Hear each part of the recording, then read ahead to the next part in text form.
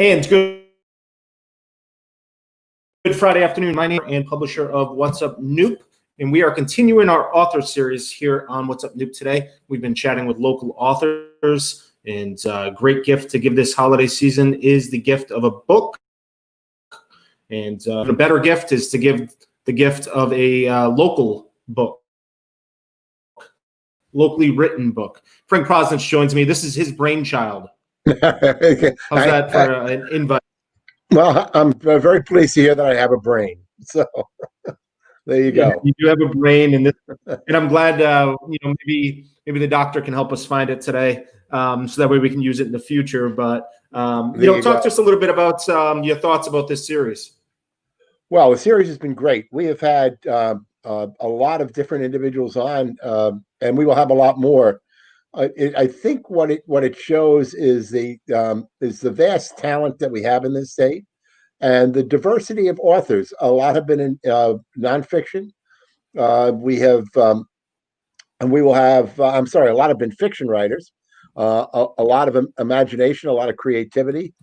Today will be Dr. Barbara Roberts, who is an excellent cardiologist. She's since retired. She was the first female adult cardiologist in Rhode Island, and lots of great credentials that way, but also has written 3 medical books, and her latest is the Dr. Broad, which is a nonfiction book, which is stranger than fiction. So, but it's a great series. I love this. I love the creativity in the state, and I love the fact that through books, through the arts in general, we get this. We get invited into somebody's soul, into their mind, and we get a different perception of the things around us. So it's been great. It's been a lot of fun.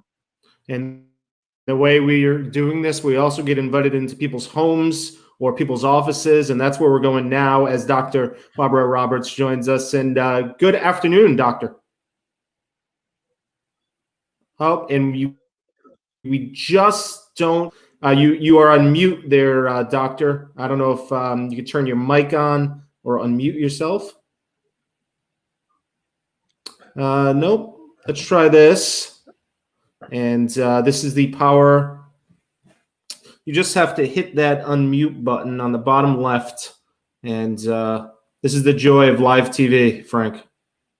I know. It's like performing surgery. It is. We can't hear you now. And Frank, you can't hear her, right? Nope. Okay. I'm going to send her a note here on the. That's all right. We will get there. Her website is thedrbroad.com while we figure out some technical issues and see if we can get a mic turned on or perhaps plug one in. And we'll see what we can do here. Yeah, I just sent a note. I don't know if that's going to get to her. She's talking, though. We know that she's talking. She is talking, and she does have herself muted, so she has to turn that off. Let's see here. Private chat.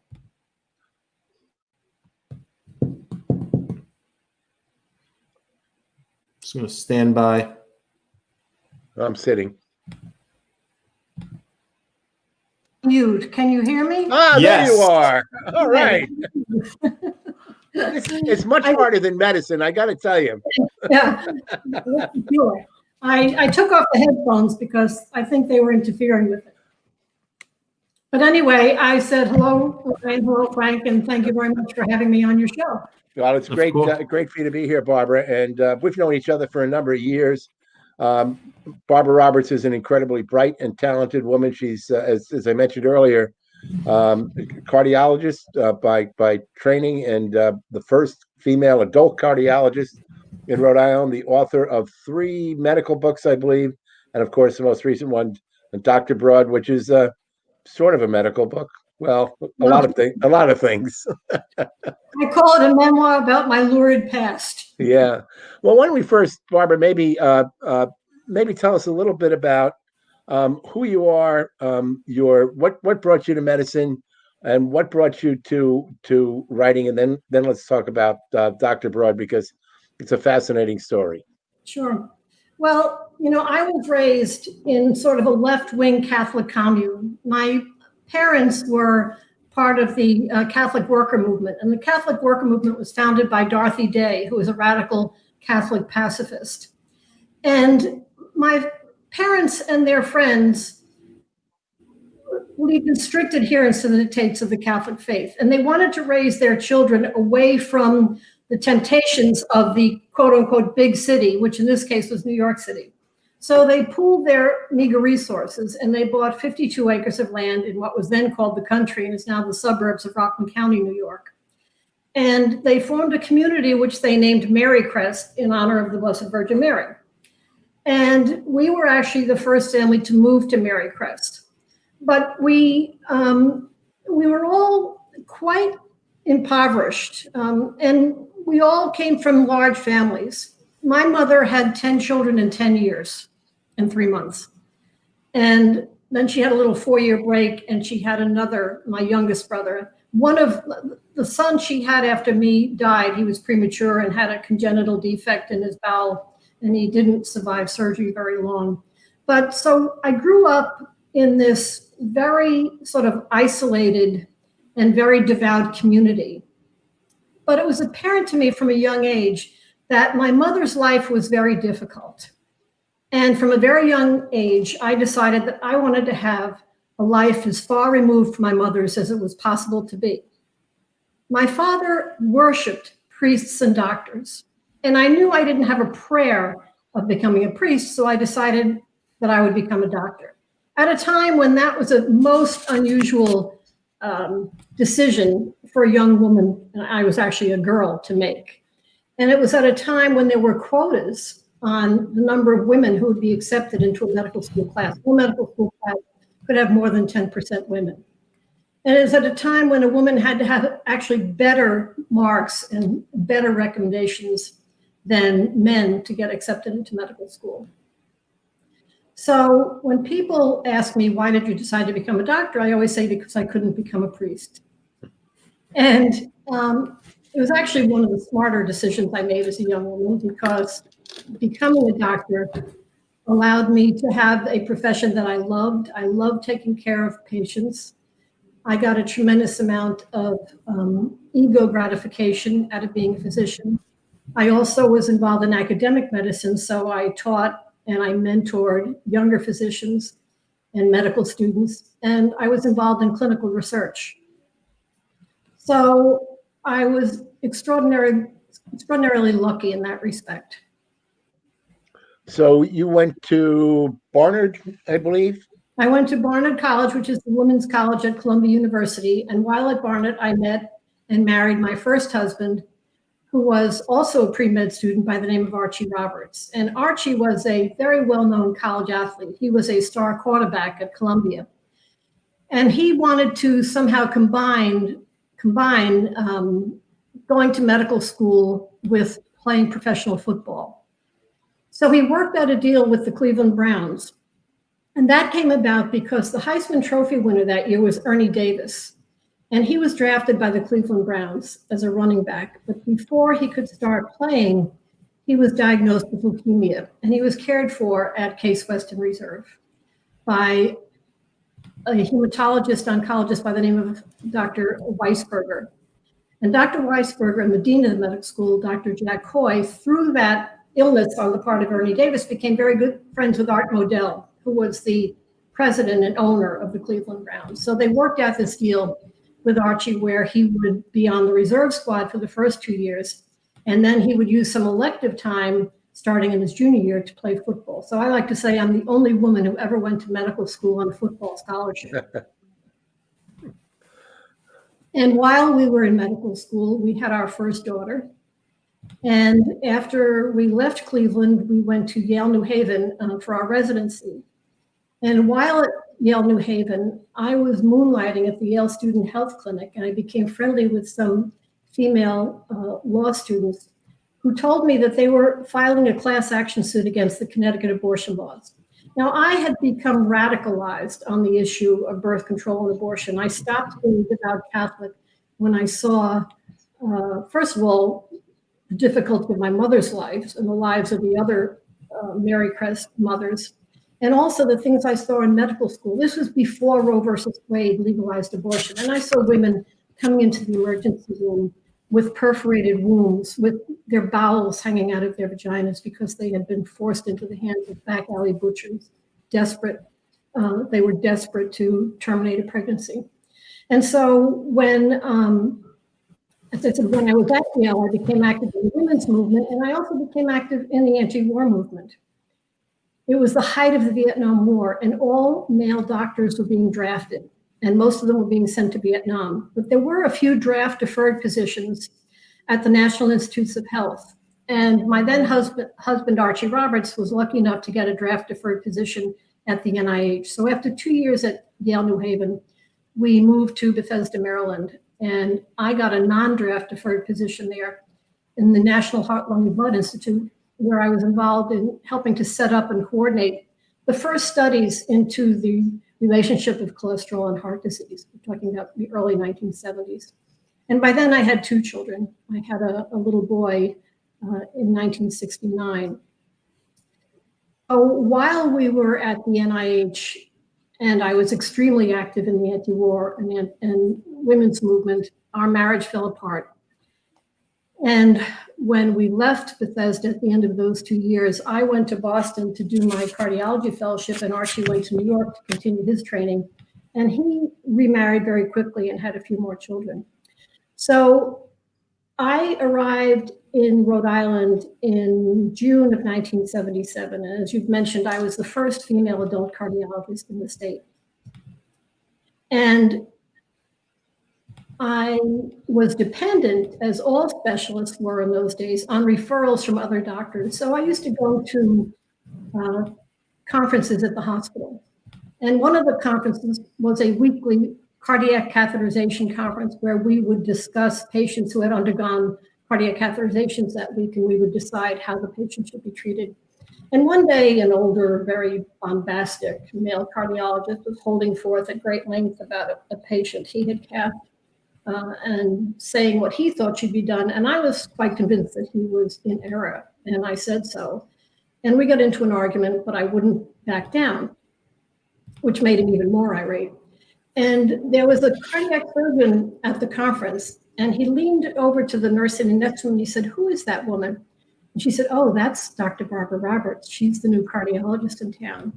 And he said to himself, "That woman has balls." And he started referring me patients.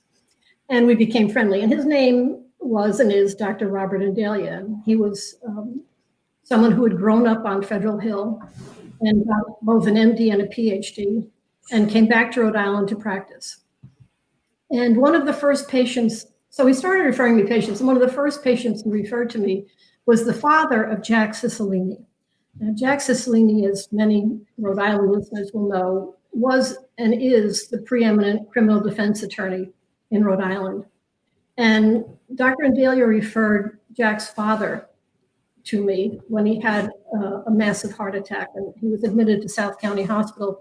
And unfortunately, by the time he got transferred up to the Miriam Hospital, where I practiced, the damage had been done. And he lived another 6 weeks, but ultimately died. But during those 6 weeks that he spent in the coronary care unit at the Miriam, I became very good friends with Jack and his wife and his 5 children and his brothers and his sister. And I met and became friendly with several of Jack's friends, one of whom was Raymond Patriarca Jr. Now, you couldn't grow up in the Northeast in the 1950s and 60s as I did and not know who Raymond Patriarca was, because he was frequently in the news. He was frequently on television testifying in front of various congressional committees looking into organized crime. So I knew who Raymond Patriarca was. So I'm going to just ask in here. So that I'm going to guess there are people who are watching who have no clue who Raymond Patriarca was. Yeah, well, they're younger than I am. Yeah. So maybe we can kind of fill them in a little bit here. Well, Raymond Patriarca was the, as I say, alleged head of organized crime in New England. And ironically enough, Ryan and Frank, I became Raymond's cardiologist exactly 40 years ago today. Wow. It was December 4th, 1980. At any rate, Raymond Patriarca was said to be a very powerful mafia don. He led a quiet existence with his second wife, Rita O'Toole Patriarca, his first wife having died of cancer. And he only had one son, one child, and that was Raymond Jr. Patriarca. And Raymond Jr. told me that he was unhappy with the care his father was getting, and would I see his father as a patient? So I said, sure. As far as I knew, as I said, he was living quietly at home with his wife, and as far as I or anyone knew, he was not facing any legal problems. He had been released from prison about 4 years before this, having served a sentence for conspiracy to murder. And so I said to Raymond Jr., just call my office and schedule an appointment, which he did.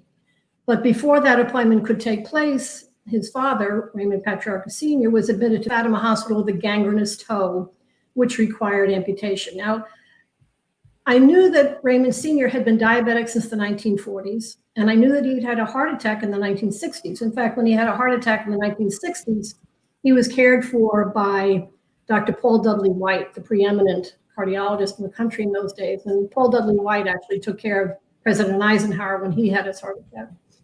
And knowing as I did that both of these diseases tended to be progressive, I suspected that his father was quite ill and quite debilitated.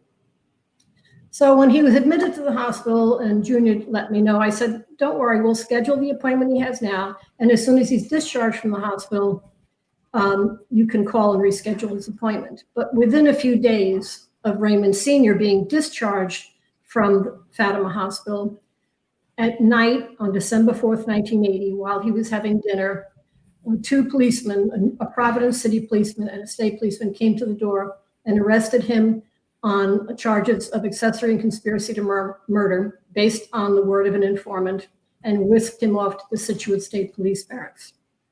Now, I happened to be in Jack's office that evening because Jack and his brother were representing me in a custody suit brought against me by the father of my youngest child. By the time I moved to Rhode Island, I had another daughter by a man whom I had never married and whom I subsequently broke up with. But he was suing me in family court in Rhode Island for common law divorce, palimony, and custody of our daughter on the grounds that I was an unfit mother. And so I was meeting with Jack and his brother, although Jack wasn't in the office yet, to discuss strategy for this upcoming trial, when an associate of Raymond's came rushing in, pale as a ghost, saying they just arrested Senior and took him to the Scituate State Police Barracks. And Rita and Junior want him checked because he took his insulin, but he didn't finish eating, and he forgot his nitroglycerin. And we can't reach any of his doctors. So I said, well, let me try to reach some of his doctors, because I knew who his other doctors were, but I couldn't reach any of them also. But they kept insisting that, someone had to go check Raymond. And in my mind, I had already agreed to be his physician. And it sounded like he was in a very stressful situation, and might be in danger of having an insulin reaction or, prolonged attack of angina. So I agreed to go up to the Scituate State Police Barracks and check on him. And that's how it began. And so this is all, of course, a story that unfolds in the Dr. Broad. When was it, Barbara, that you decided to write the book? About 4 months, about 4 months after I started taking care of Raymond, the Providence Journal published a big article, a cover article about me in the Sunday magazine supplement. And it was an article that I didn't want to have them to write, but I had no control over that. I eventually agreed to be interviewed for it.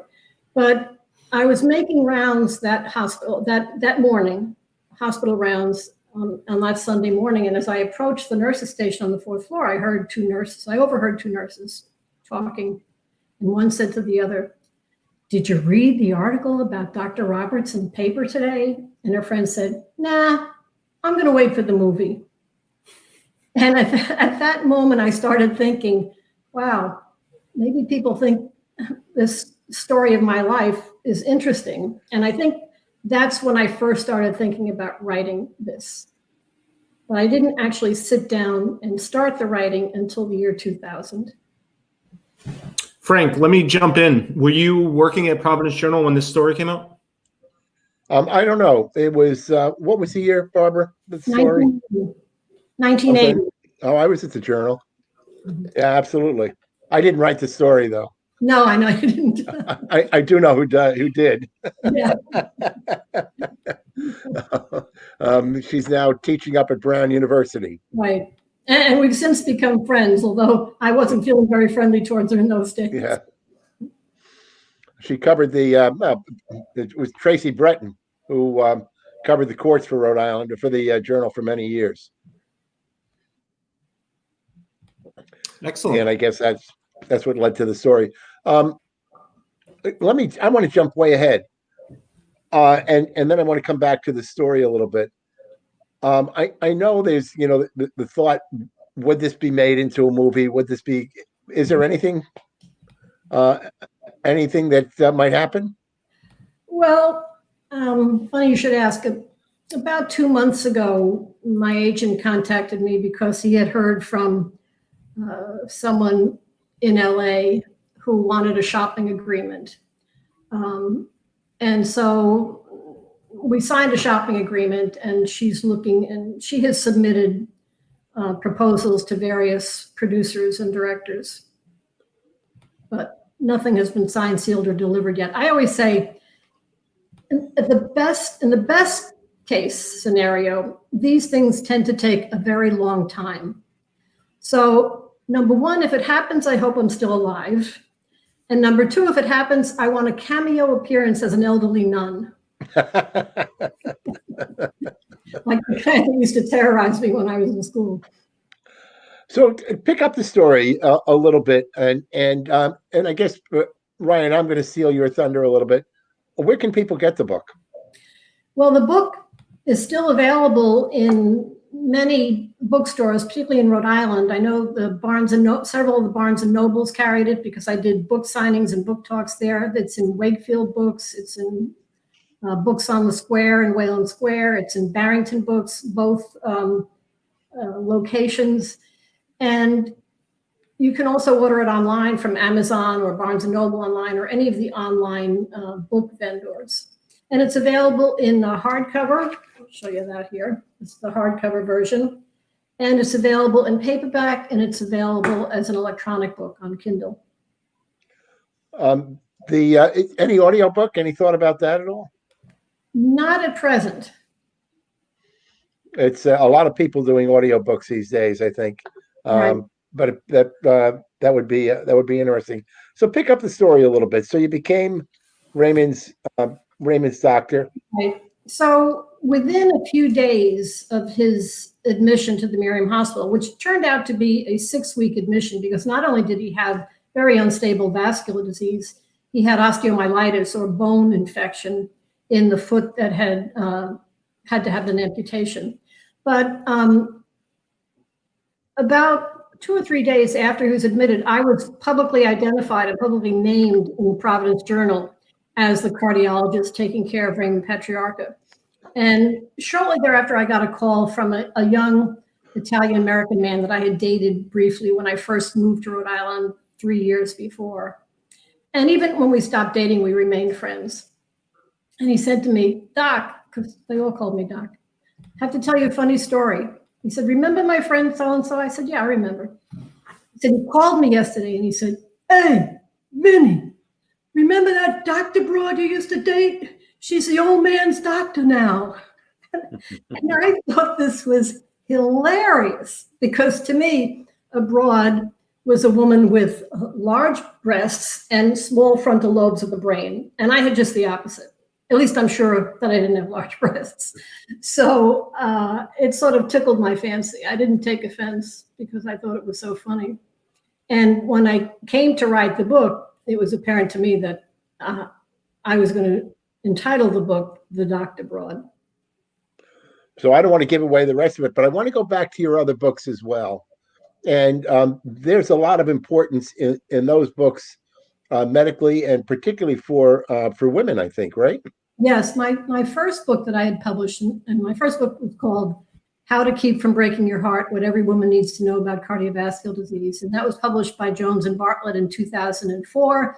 And then I wrote a second edition, which came out in 2009.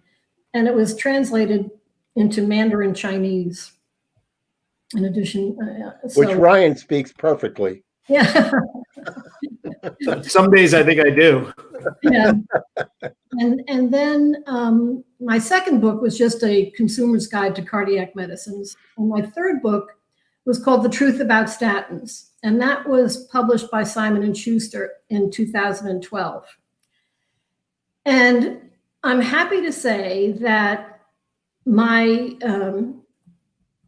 third book, The Truth About Statins, has earned back its advance, and I'm now getting royalties for both The Truth About Statins and the Dr. Broad. So I'm kind of happy about that. The Truth About Statins, I was prompted to write it because I saw the terrible side effects my own husband was having from the statin medications.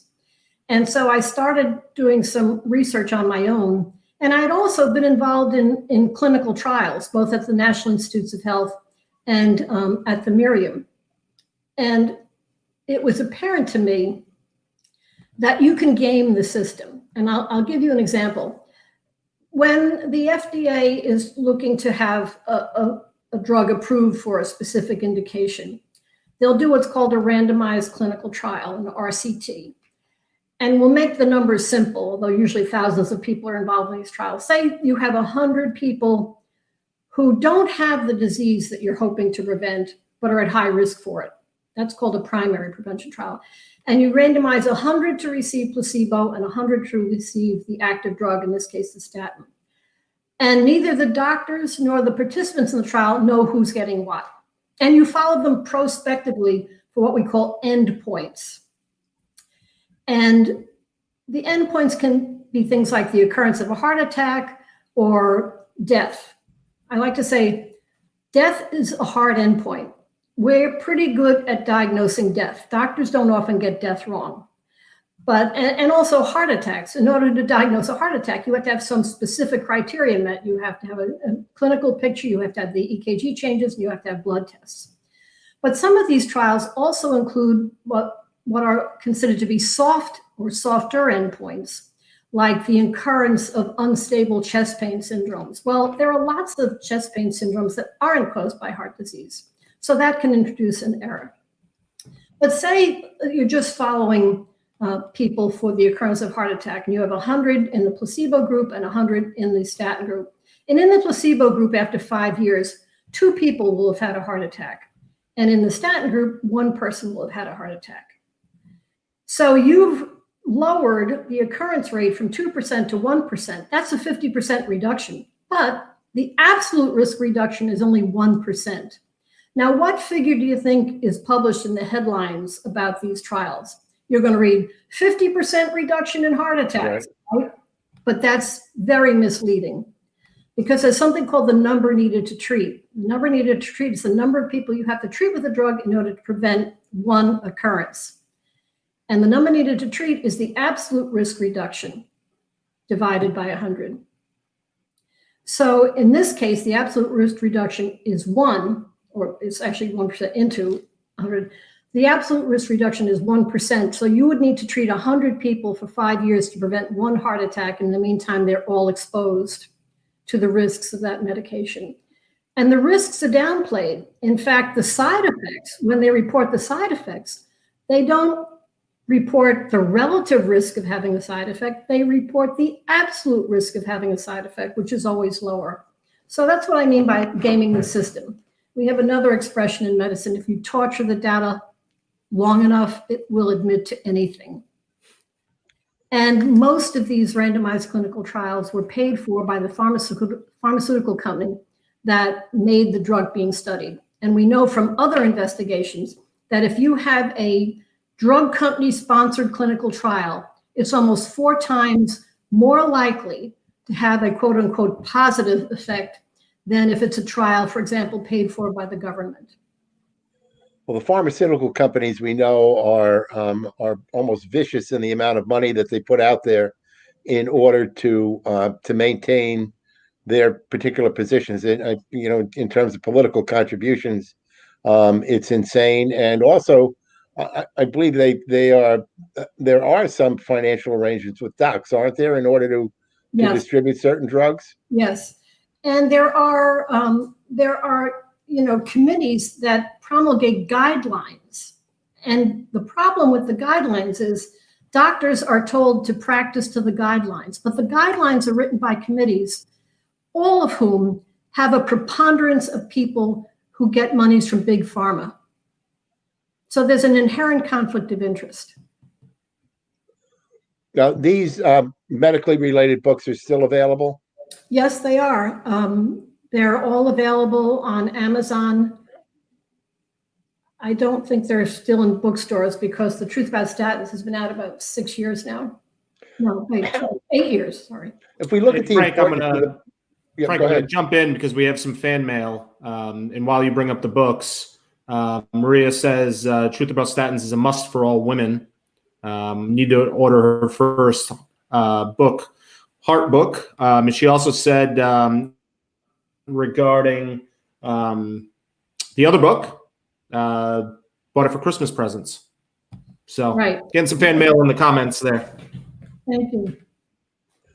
And clearly, if people want a book that's just, I think, informative and entertaining on a broad basis, is Dr. Broad.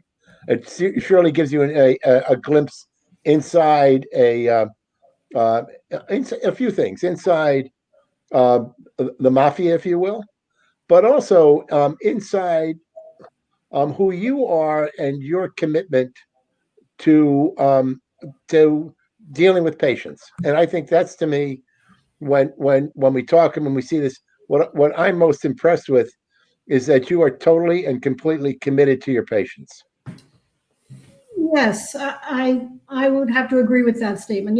When people, sometimes when I'm doing these book talks, people say, how could you have taken care of such an evil person? And I always say, first of all, my experience of him wasn't of an evil person. By the time I met Raymond, he was very debilitated, very sick, very depressed. He was so debilitated. He had diabetes since the 1940s, as I said. He had neuropathy, the damage that occurs in diabetics to their nerves. He had such wasting of his hands that he couldn't cut his food. Rita would have to cut his food so he could eat dinner. He couldn't button his own shirt. Rita would have to dress him. He couldn't walk across a room without developing chest discomfort, angina. Now, how do I know he wasn't faking it? It was very easy, because on many of these episodes, when he had angina, for example, in court, he would be hooked up to an EKG monitor. And when someone is having chest pain due to the fact that their heart is starved for oxygen, there are characteristic changes in the EKG that occur. You can't fake angina. So I had scientific proof that his heart disease was as bad as I was claiming it was. And in fact, the state prosecutors and the federal prosecutors, they all hired their own cardiologic experts to try and refute the things I was saying, because it became apparent to me very quickly that putting Raymond Patriarca on trial was tantamount to a death sentence. I was convinced he would not survive a trial. And every doctor, and there were multiple doctors, who were hired by the state or the feds to refute my testimony, always agreed with what I said. I want to jump a little bit to a different area, because I think we'd be remiss if we didn't touch on it. We're going through probably one of the most difficult periods, at least of my lifetime, with this pandemic. As a physician and someone who was involved in very serious care, your perspective a little bit. Are we doing things right? What else should we be doing? No, I think we, and when I say we, I mean the United States, because it's even though the pandemic is a global phenomenon, some countries have handled it a lot better than we have. We've done just about everything wrong. It's still very difficult to get testing in Rhode Island, and you might wait 5 to 7 days to get the results. The problem with this virus is it's a totally new virus. It's never infected, as best we can tell, humans before. and we're learning more about it all the time. But we have, it's, the whole issue has become politicized, which is crazy. I mean, to politicize science and to have, therefore, many more people die than otherwise is unconscionable. It's just unconscionable. Are you encouraged by the vaccines that are coming out? I'm cautiously optimistic. In fact, I've already decided that I will volunteer to give the vaccine when it becomes available, because they're asking for retired medical personnel to volunteer to help with the distribution of the vaccine. You know, I don't want to be probably the first person to get the vaccine. Very often, the side effects and the dangers of a vaccine or a drug or any kind of intervention don't become apparent until enough people have been exposed to it. But I'm hopeful that by this time next year, things will be pretty much back to normal.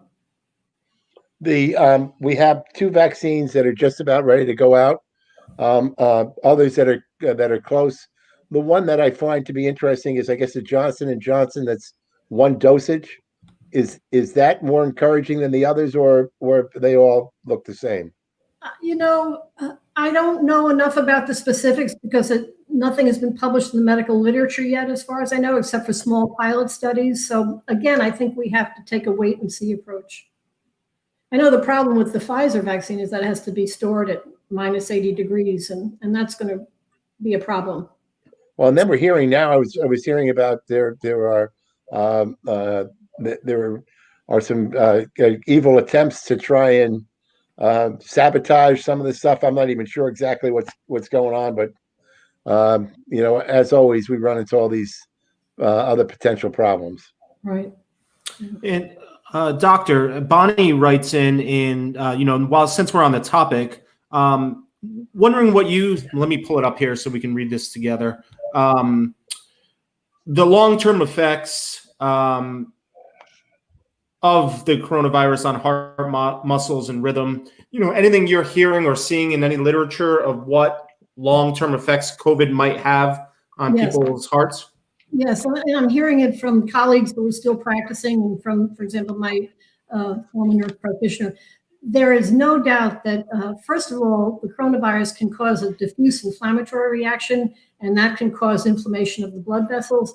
It also has been associated with dysfunction of the heart muscle. The heart is a muscle, and when the heart muscle is weakened, you can develop congestive heart failure. It seems that there is no organ system that isn't affected by the coronavirus. It has neurologic effects. There are people who've had strokes.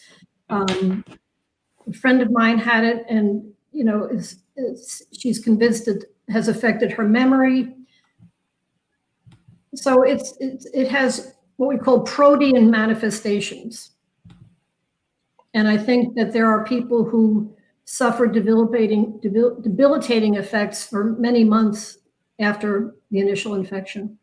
These long-term effects, do you notice them initially, or are some people who are asymptomatic, these are things that actually show up later? The only cases I've heard about are in people who were not asymptomatic, people who had some symptoms, and that's what prompted the diagnosis.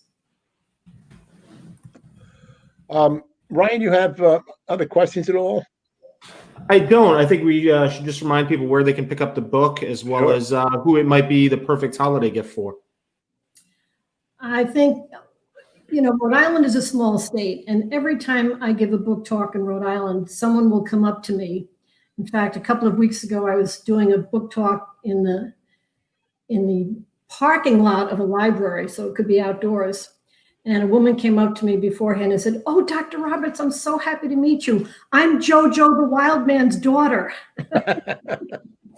and there's a little vignette that I tell in the Doctor Bro about JoJo the Wild Man. So, and you know, people have come up to me and tell me, "Oh, you know, I took care of Anthony Sfamini when he was, you know, shot in the head and rolled up in a rug and left in the trunk of a car." You know, things that I had no idea about. or I was, when was it? Oh, I recently did a podcast, a local Rhode Island podcast. And one of the gentlemen who does the podcast told me that his mother was a nurse on 4 West at the Miriam and took care of Raymond during some of his hospitalizations. So if you're a Rhode Islander, or if you're a fan of Crime Town, did you all listen to the Crime Town podcast? Mm-hmm. I was episode 11 in season 1 of Crime Town. It was entitled The Dr. Broad. And within 24 hours of my episode becoming available online, it had been downloaded over 400,000 times around the world. And since season 1 of Crime Town, the whole series has been downloaded 100 million times. So if you know anybody who likes podcasts and is a fan of the Crime Town podcast, this book really expands on the story that I first talked about in public during that podcast.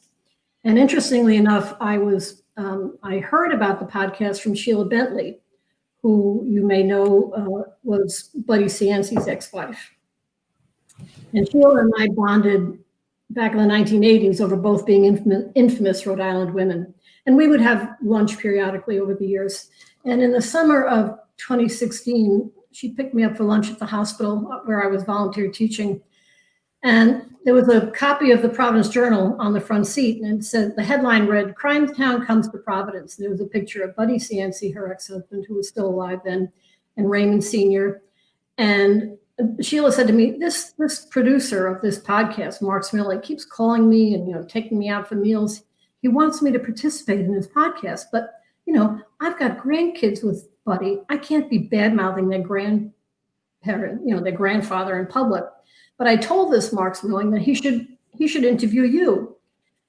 And I thought about it, and I wasn't sure I would participate, but I said, at the end of the lunch, I said to Sheila, just send him my contact information. So Mark Smilling got in touch with me, and I finally invited him down to my house in Jamestown. And he showed up with a young associate who had what looked like about $20,000 worth of audio equipment on his shoulder. And we started talking. And I finally decided, after hearing the first episode, that I would participate. And one of the reasons I decided that I would participate is that I knew that the hardest part of getting a book published is finding an agent, because most publishers will not look at manuscripts unless they're presented by an agent. And I knew that if this podcast did well, it might help me get an agent. And in fact, that is what happened. Wow. It's a cool story.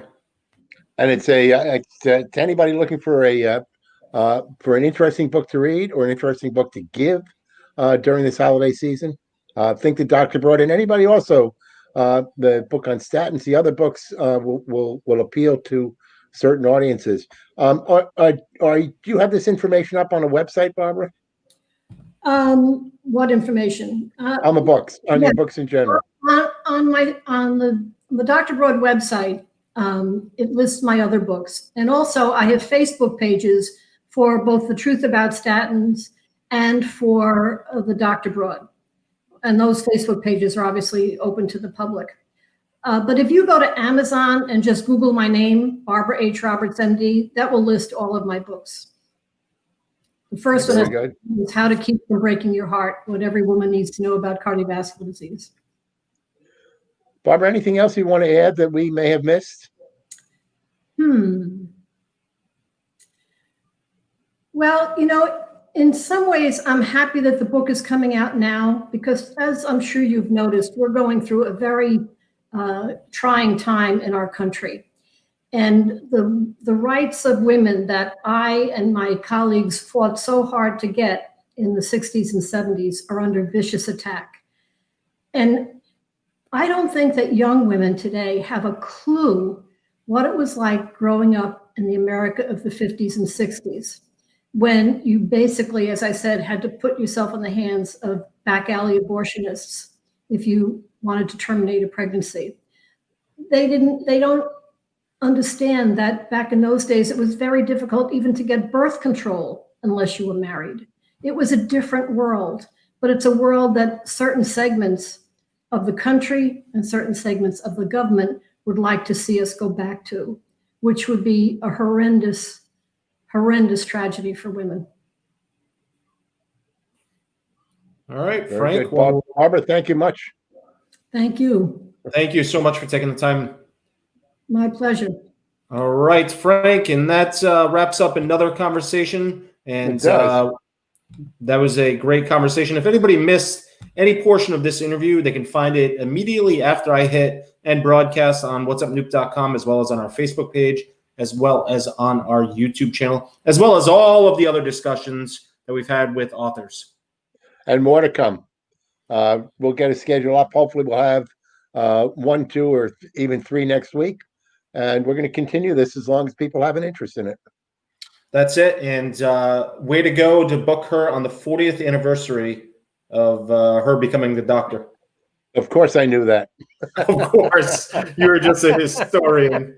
So, all right, Mr. President. Well, thank you. And again, if you go out, this weekend, find that local bookstore. If they don't have the book, I'm sure if you ask somebody working in the store, can you get any number of the books that we've talked about recently, they would be happy to get it ordered and get it to you. Try to support local, try to shop local. Our local businesses truly, truly, more than ever, need your support. And you'll find that a lot of the local bookstores will be very accommodating. If you don't want to go in, they'll have curbside pickup. It's a tough business. They need your support more than ever. All right, Mr. President, we will leave it there. I will talk to you soon. Have a great weekend, my friend. Thank you. You too. All right. On behalf of Frank President, as well as all of us here at What's Up Noop, I want to thank Dr. Barbara Roberts for joining us. Again, more information about her and her books, thedoctorbroad.com. And if you missed this broadcast, you can watch it again, share it with your friends, family, and grab one of her books and share it with your friends and family as well, and pick up a copy for yourself. Thanks for watching.